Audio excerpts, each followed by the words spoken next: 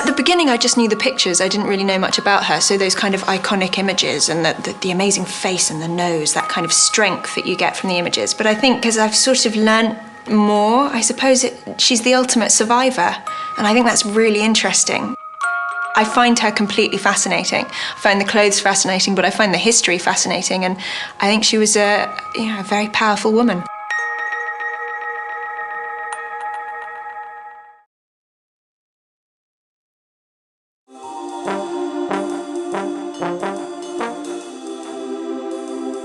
The first time I met Karl Lagerfeld, it was all about sort of the design of the red dress in the original advert. And I think I sat there going, wow, I feel like I'm in a movie.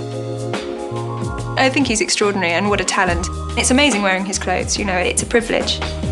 We tried on the catsuit and everyone went, yeah, cool. You know, it was great. It's a Chanel superwoman, I think.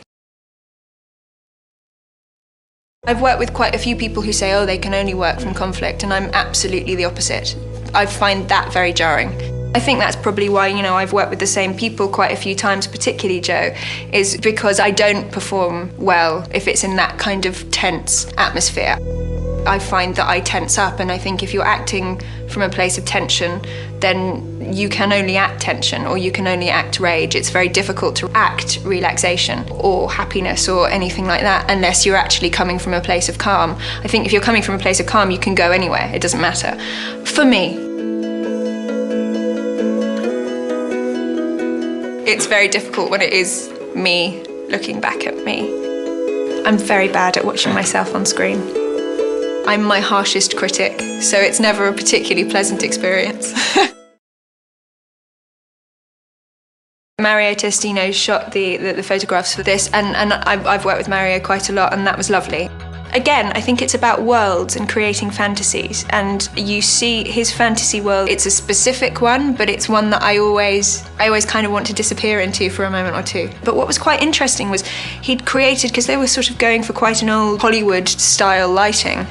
It was very bright around me, so I couldn't actually see anybody around me, and I couldn't really see him. So it was very much, I was in my own world, I was playing my character. I invent a character in my head, nobody else knows, because that's not what, you know, that's not what photo shoots are about. And I can kind of just go away in my own sort of fantasy world.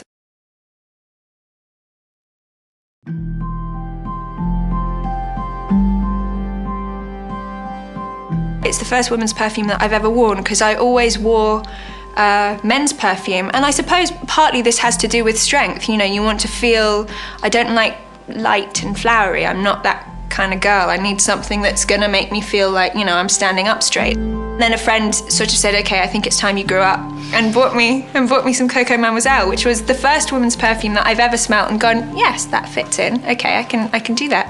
And I've worn it ever since.